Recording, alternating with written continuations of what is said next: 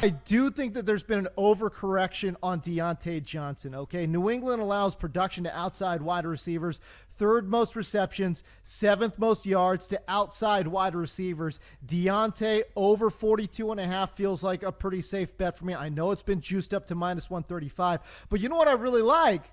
How about Deontay Johnson over 4.5 receptions? You're actually getting plus money right there at plus 105. Amazon versus Wish. You know what I'm saying? Like, you got one guy who's really good and another one you're like, oh my God, this is so bad. But it's a real juxtaposition there. But overall, their secondary has not been very good. I like Joe Flacco. And again, I whenever the Elijah Moore lines drop, I'm probably going to take the over there as well, because Joe Flacco and Elijah Moore, it's like hot sauce and fried chicken, baby. They just go. You know what I'm saying? Moore has only posted 80-plus yards in 3 times in his career. Of those 3 times, 2 times are with Joe Flacco. So I don't know, man. They just kind of go together, man. I wanted to ask you about, I want to stick in the AFC South, actually, now with the injury to Tank Dell, which really stinks because I love CJ Stroud. I love that Texans team. Who are you going to target? Who are you going to look at, not only for like fantasy purposes, maybe player props? You have Nico Collins. Who else is going to step up now in the pass game?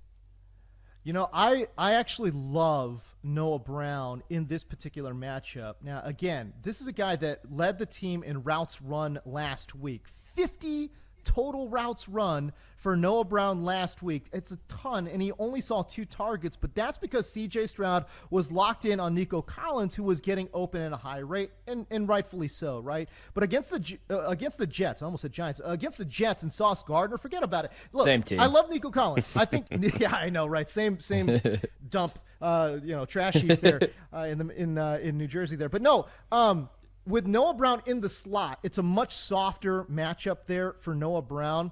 And I do think Stroud is going to have to come off of Nico Collins there. So I actually like Noah Brown a lot in this game.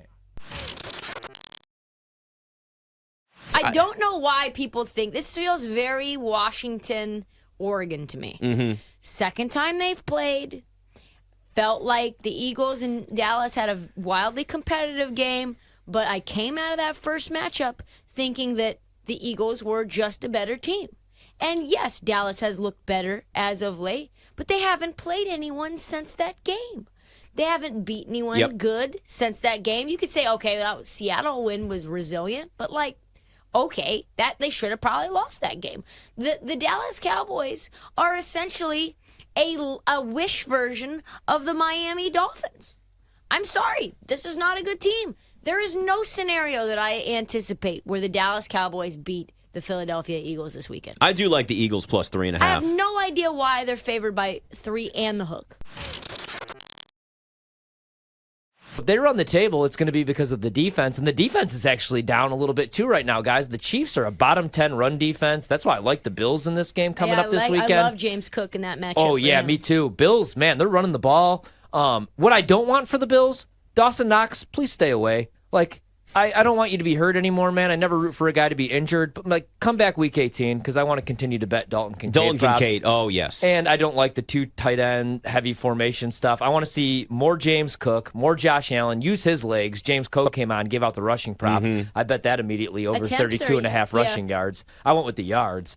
But that's what I would do if I was going to do anything like with an updated win total is I'd stay away and I would just bet Mahomes plus 650 MVP. You put something, though, out there into the ether, Ryan, that you think that the Bills are going to go on a run, which I actually think is right now that they've made some changes in terms of coaching staff. I'm curious then, would you be interested maybe in a little Josh Allen MVP? What's the price on Josh Allen again? Right now. I have the exact matchup, San Francisco, Buffalo in the Super Bowl. I don't know if I want any Josh Allen MVP stuff just because the interceptions and he's kind of late coming into the party. You know what I mean? 33-1. Nah, I don't think I would. Although, man, if they do go on a run, 33-1? They've got Dallas, Miami, Kansas City, New England, and the Chargers left. What if they run Ninth the table? toughest schedule. What if they run the table? What if he's passing for 300 yards a game? the problem is, all right, so Jalen's out of the conversation, I think, unless he balls out and they beat the Cowboys, then he overtakes Dak. But I think he's out of the conversation right now because he just got outplayed by Purdy. You have Mahomes sitting there plus 650.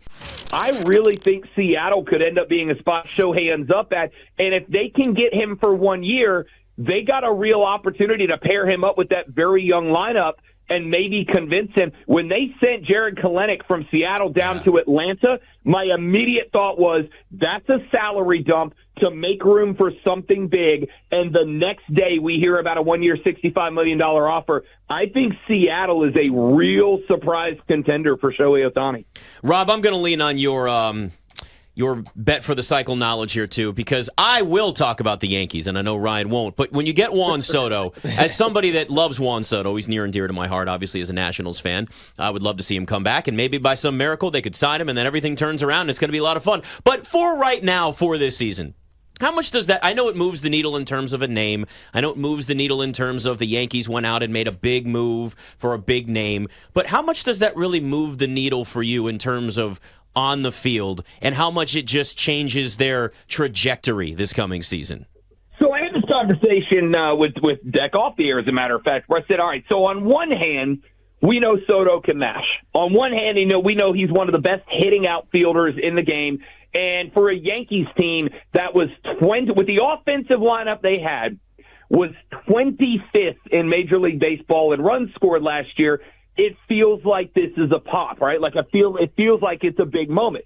But on the flip side, this is a cat that the last two teams he's been on were willing to sign him to a big contract, build around him, make it feel like he was a long-term piece of their offense, of their team, and then we're just happy to move on from him, right? It was a good trade for San Diego, but let's not sit here and act like they got three pitchers that are all Cy Young caliber. They're not. I mean, they got some guys, sure, but nobody that blew you off the paper. The fact that Soto is now, he went to San Diego. This was a place that truly felt when they made the move to bring him there, that they were setting themselves up for World Series success. And listen, I'm not gonna pass the buck. San Diego right now is a dump.